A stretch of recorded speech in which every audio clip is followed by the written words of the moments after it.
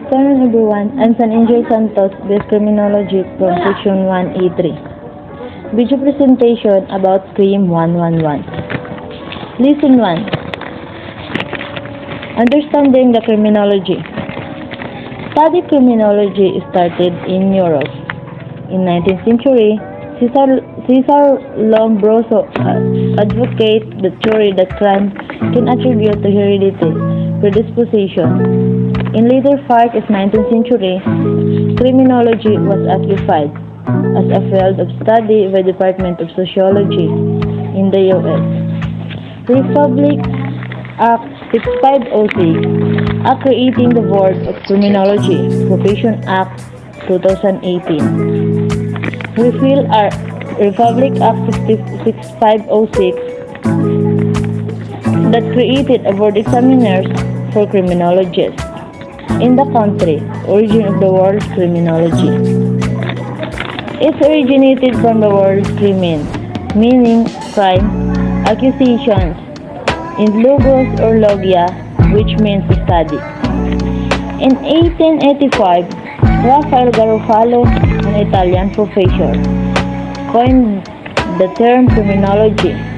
The definition of the criminology is the study of crime, criminal, in the criminal behavior.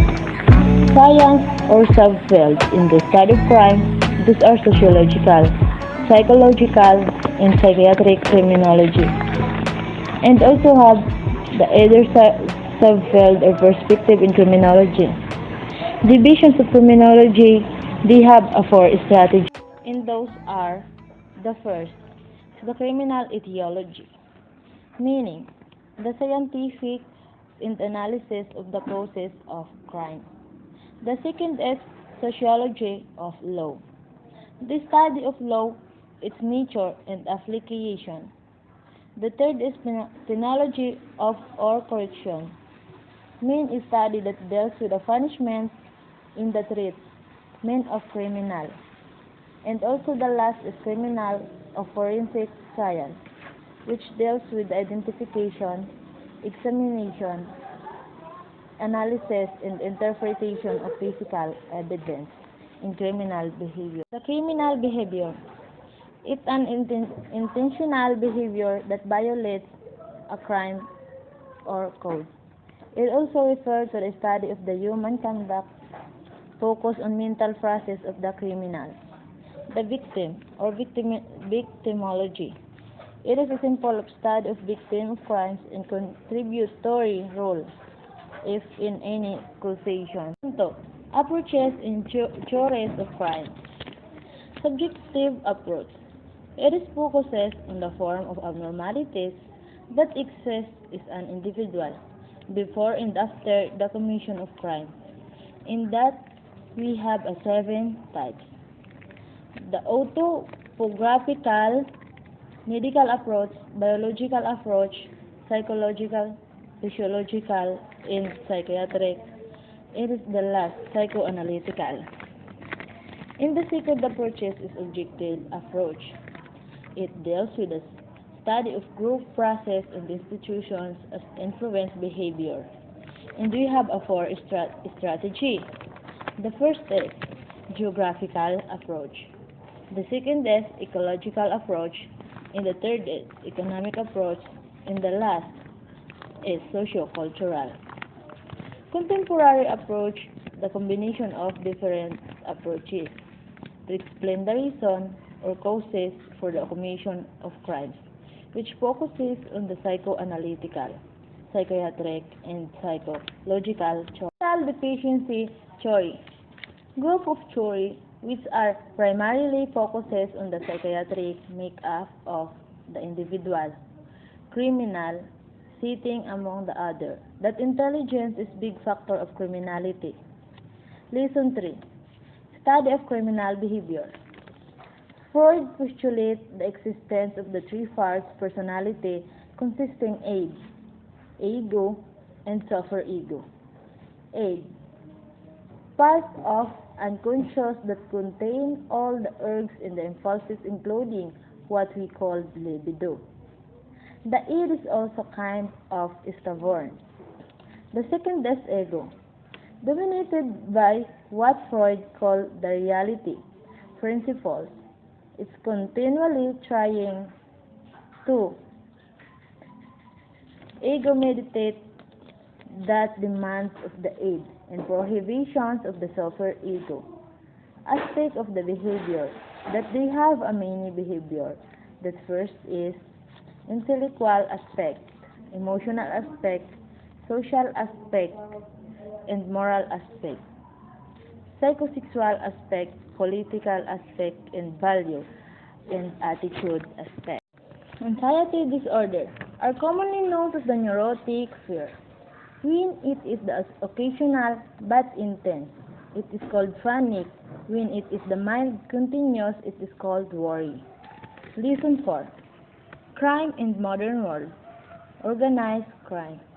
It is sometimes referred to as the mob, mafia, syndicate, or Cosa Nostra. Organized crime. We have a three groups work. An enforcer. One who make arrangements for killing and injuring the member of non-member. A corrupter. One who habits or bribes, buys, intimidates, threatens, negotiates, and sweet talk into relationship with the police and public official who can help the member security and maintain immunity from arrest, persecution, and punishment. The third is a corruptee, a public official usually not member of the organization, family who can wield influence on behalf of the organization interest. Violence. Crimes Index. Murder is the unlawful killing of human rights within a malice in the act of violence. We have three types of a murder, and those are serial murder, mass murder, and spree murder. And this is the murder, serial murder, an act involving killing of several victims in the three or more separate incidents over a week, month, or year. Mass murder. It is a killing of our more victims at one location with one event, spree, and the spree murder, the killing of in two or more locations with almost no time break without a murders. Homicide. It's unlawful killing without the qualifying circumstances of murder. Assault. It is an unlawful attack to another person to harm or inflict physical injury. And it is also robbery. It is the means of robbery, defined as a violent theft. Robbery of a person. Robbery in open place following sudden attack. Robbery in a private premises. Robbery in open primarily place association of short duration between victim and another. Robbery in case of previous association between victim and offender. We have types of robbers. The first is the professional robber, the opportunist, the addict robber, and the alcoholic robber. And the last is the mugger. Rape, commonly defined as carnal knowledge of a woman against her will. It is a violent crime due to the means employed, usually characterized by violence, aggregation, and domination. The two categories of rape, the real rape and simple rape, in which is the main real rape, aggravated rape involving violence, weapon, and attacker, and it is the means of simple rape. Anything else not false, as real rape, such as a victim view as the suspicion, particularly if the victim did not physically resist. Family violence. It is a violent crime involving physical assault by a family member to other member, such as child abuse, an attack or assault of an adult against the defenses or people who cannot defend themselves, usually by a parent to a children. Ito po ay ang pananakit ng isang magulang sa isang anak. And spouse abuse, the husband and wife battery. The types of violence. Culturally violent offender, criminally violent offender, pathological violent offender, and situational violent offender. Juvenile delinquency and victimology. Juvenile delinquency, it is used to describe a large number of disapproved behavior of children or youth. Acts of juvenile delinquency include violations of law, such as those defined by Juvenile Code and law. Republic Act 6809, an act of lowering the age of majority from 21 to 18 and amending such as proposed AO 209. Approved on December 13, 1989. The equivalency referred to a failure to perform an act required by law or non-performance. The equivalency of a duty of a obligation that is mandated by an existing law or rule. Delinquent is one of whose behavior has both minor or child repeated conflict with the law. Stages of delinquency.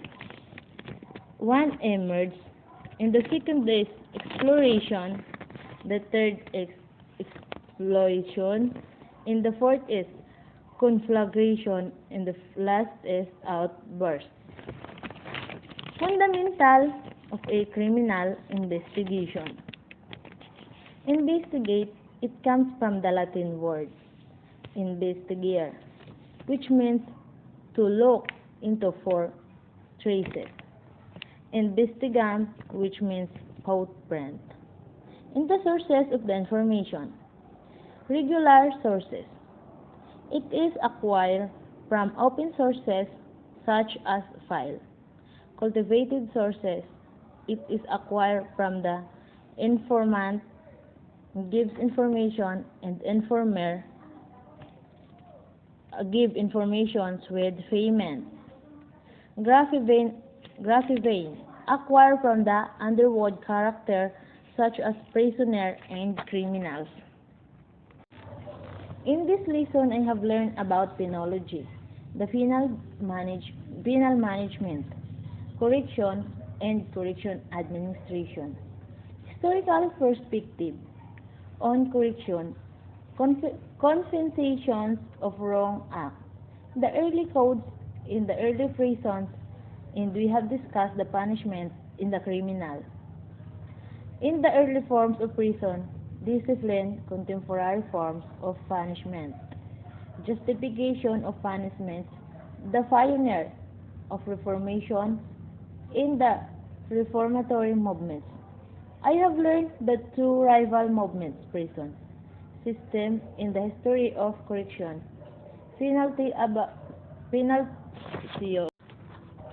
penalty.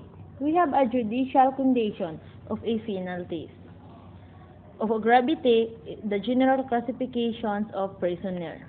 According to degree security and about jails, they have three types of jail.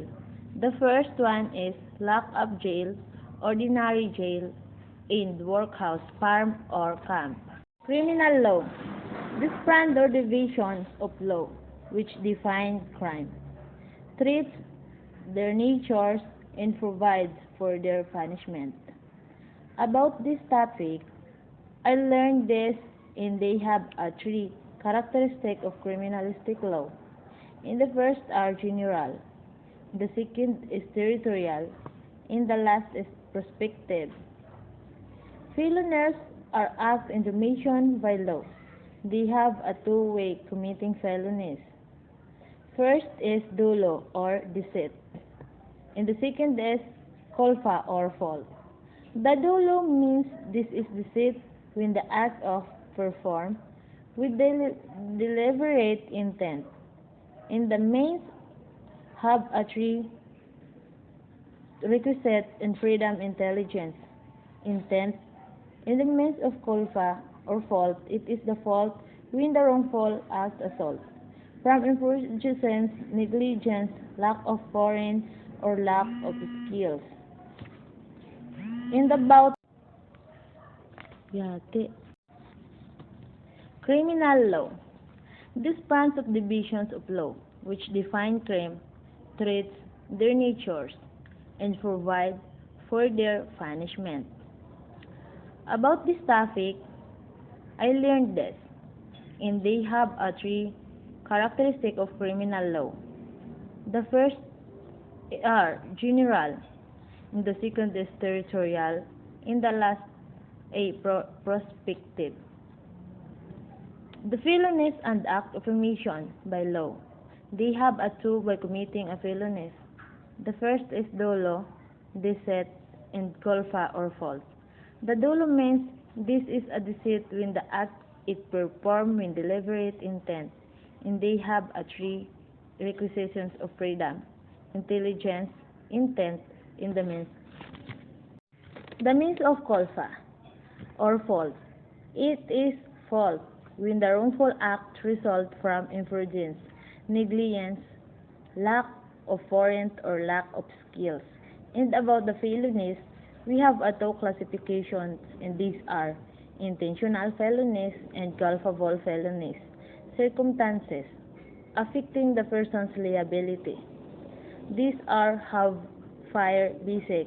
The first is justifying, exempting, mitigating, aggravating, and the last is alternative circumstances.